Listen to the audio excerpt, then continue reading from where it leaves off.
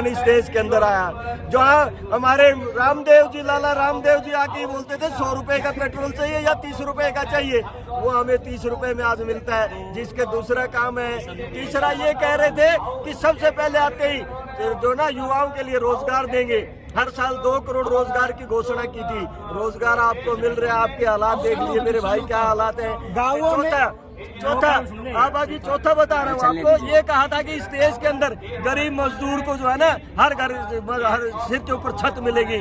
आज हालात क्या है, हम लोगों ने बंटाधार कर दिया, रेल तेल भेल जल जमीन और जंगल, जालिम ने सब कुछ बेच डाला, बचा तो कुछ भी नहीं है। लेकिन देश के लिए भी तो काम किया, दुनिया में नंबर 1 आ गया। कहाँ करे, हम यहाँ क्यों आए? बाइडेन के आगे घूमते हैं मोदी जी। अब कौन घूमता है? मोदी जी। क्यों झूठ? आगे देखिए, बांग्लादेश आपसे आगे खड़ा है, अफगानिस्तान आपसे आगे खड़ा है, पाकिस्तान आपसे आगे खड़ा है। स्मृति ईरानी कह रही है इनको करना नहीं आता कुछ, ऐसे इन्होंने छाप दिया। बिल्कुल सही बात है। स्मृति ईरानी तो जो है ना जब चूड़ियां फोड़ के इस रोड पे चलती थी तब तो वो कर रही थी, आज जब वो एसी में सोती है तो स्मृति ईरानी ये बाकी कोई करने वाला नहीं है।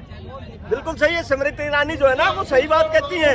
स्मृति ईरानी अब क्यों नहीं, जब गैस सिलेंडर 1100 में चला गया, अब स्मृति ईरानी को ये नहीं पता है कि हमारी करेंसी और पाकिस्तान की करेंसी में कितना अंतर है। हमारा 1 रुपया और पाकिस्तान का 5 रुपया बराबर है। मोदी भक्त कहते चड्डी उतर जाए लेकिन मोदी योगी को वोट देंगे।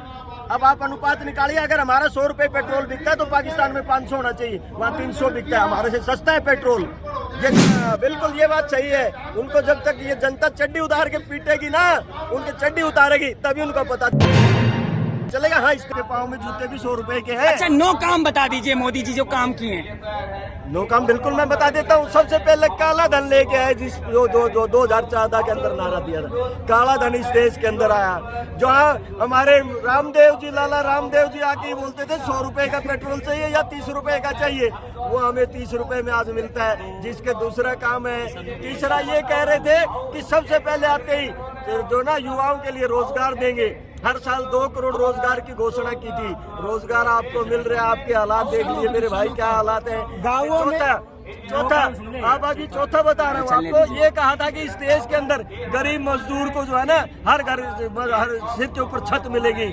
आज हालात क्या है दिल्ली के अंदर आप देख लीजिए, फुटपाथ पे लोग जो है ना जितने घरों में सोते हैं उससे ज्यादा फुटपाथ। राम मंदिर, 53 तलाक। बिल्कुल बिल्कुल बिल्कुल अभी बता देता हूँ साथी में, किसानों की आय दोगुनी करने का नारा दिया था। हरियाणा के अंदर कृषि मंत्री कृषि यूनिवर्सिटी के अंदर गए थे, वहाँ किसान ने कहा कि अभी सरसों बिक रही है, अब सरसों सरकारी खरीद पे कर दी। बैठ जा, पता है मेरे को एक कांग्रेसी बोलता है, किसानों की आय दोगुनी कर दी गई है। रोजगार आपको मोदी को कोस रहे हैं, कांग्रेसी से पैसे लिए हैं क्या? हाँ बिल्कुल सही बात है। जो इस देश के अंदर मोदी के खिलाफ बोलेगा वो कांग्रेसी या इंडिया का भ्रष्ट इंडिया का पार्ट हो सकता है, यही कह सकते हैं ये लोग।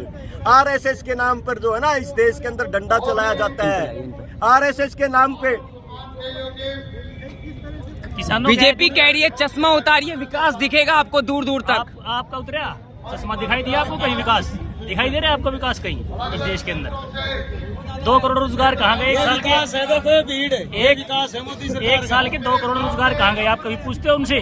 किसान क्या है, दोगुनी ग्रामीण क्षेत्र में कभी गए हो? घर घर में बिजली पहुंचा दी गाँवों में। कहाँ गई बिजली? मोदी जी कह रहे हैं मेरे साथ मोदी क्या करे? अरे बीजेपी कह रही है पाई पाई से घरों परिवारों की भलाई हो रही है। अरे कहने से काम थोड़ी चलता है, धरातल के ऊपर जाके देखो क्या करे उन लोगों ने।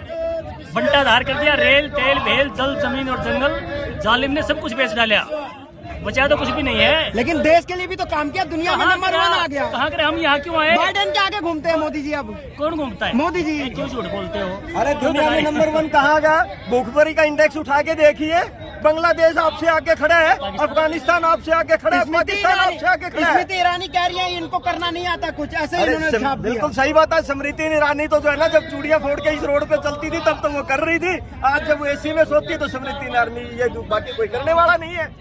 बिल्कुल सही है, स्मृति ईरानी जो है ना वो सही बात कहती है। स्मृति ईरानी अब क्यों नहीं, जब गैस सिलेंडर 1100 में चला गया, अब स्मृति ईरानी क्यों नहीं जो है? अच्छा लास्ट पर बताइए, मोदी नहीं तो कौन? इस देश के अंदर आप जैसे पढ़े लिखे लोग युवा बहुत हैं जो सक्षम है, जिन्होंने डिग्रियां हासिल की हैं, वो इस देश को चलाने के लिए सक्षम है। जहाँ रोजगार की जरूरत है, जहाँ सिर ज्यादा होते हैं, हाथ ज्यादा होते हैं, उनको रोजगार चाहिए, रोजगार के अवसर बंद हैं। जहाँ सिर ज्यादा होते हैं उनको काम चाहिए, काम नहीं है। कोरोना के दौरान आपने देखा कितना क्या बुरा हाल था, लोग ट्रेनों में एक्सीडेंट होकर कुओं के अंदर गिर के तड़पते मर गए। लेकिन उनको घर पहुंचाने वाले नहीं मिले। मोदी भक्त कहते हैं पाकिस्तान में जाके देखिए 400 रुपए किलो आटा बिक रहा है। बिल्कुल उस भक्त को ये नहीं पता है कि हमारी करेंसी और पाकिस्तान की करेंसी में कितना अंतर है। हमारा 1 रुपया और पाकिस्तान का 5 रुपया बराबर है। जी मोदी भक्त कहते हैं चड्डी उतर जाए लेकिन मोदी योगी को वोट देंगे। अब आप अनुपात निकालिए, अगर हमारा 100 रुपए पेट्रोल बिकता है तो पाकिस्तान में 500 होना चाहिए, वहाँ 300 बिकता है। हमारे से सस्ता है पेट्रोल। ये सिर्फ लोगों को रंगीन चश्मा चढ़ाया जाता है। मोदी भक्त का कहना है कि चड्डी उतर जाए लेकिन मोदी योगी को वोट देंगे। हाँ बिल्कुल ये बात सही है। उनको जब तक ये जनता चड्डी उतार के पीटेगी ना, उनकी चड्डी उतारेगी, तभी उनको पता चलेगा हाँ इस देश में मोदी जी हेल्थ कार्ड सबका बना तो रहे हैं, आयुष्मान कार्ड। अरे आयुष्मान कार्ड में तो अभी आपने देखा होगा मरे हुए लोगों के आयुष्मान कार्ड बने।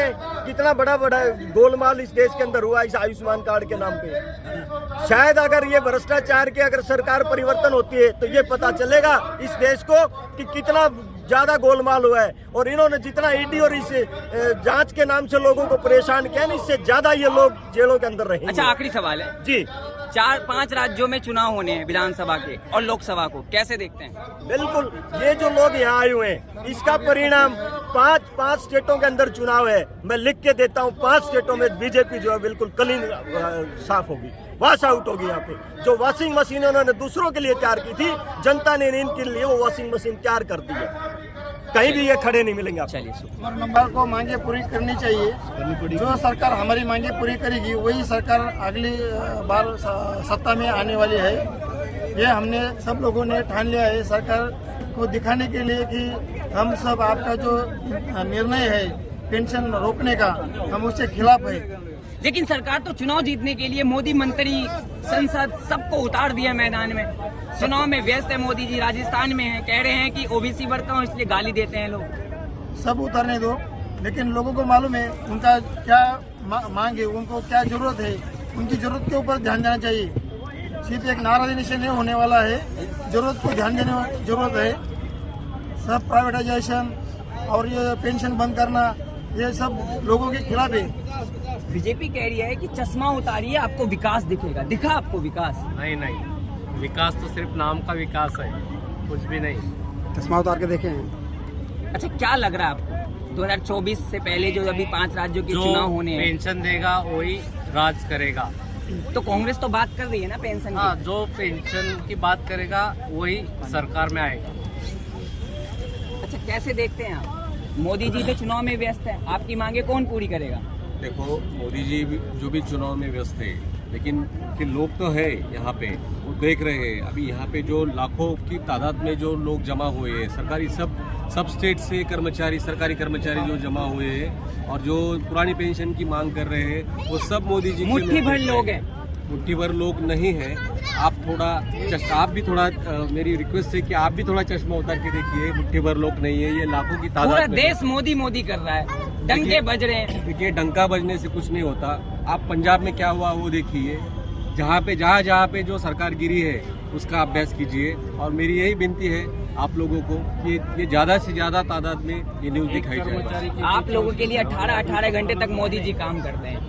देखिए वो तो हम भी काम करते हैं, हर सरकारी हम भी सेवक है, हम भी जनता के सेवक है, वो भी जनता के सेवक है। लेकिन अगर सेवक की अगर कोई नहीं सुनता है तो हमें ठान लेना चाहिए। मोदी जी को हटाने के लिए आप यहाँ तक आ गए, जबकि लोग कहते हैं कि मोदी जी नहीं होंगे तो देश कब्जा हो जाएगा। देखो हम एक ही बात कहना चाहते हैं कि जो पुरानी पेंशन बहाल करेगा वही सरकार देश पे राज करेगा, वही सरकार देश पे राज। एक ही बात रिपीट कर रहे हैं, कांग्रेस से फंड मिला है क्या आपको? देखो हमें किसी से फंड नहीं मिला है, हम किसी के दबाव में या किसी के बाजू में हम बात नहीं कर रहे। हमें पुरानी पेंशन चाहिए, बस यही हमारी मांग है। और मोदी जी को इतना लगता होगा तो मोदी जी ने पहले जो सांसद लोग हैं उनकी पेंशन बंद करो।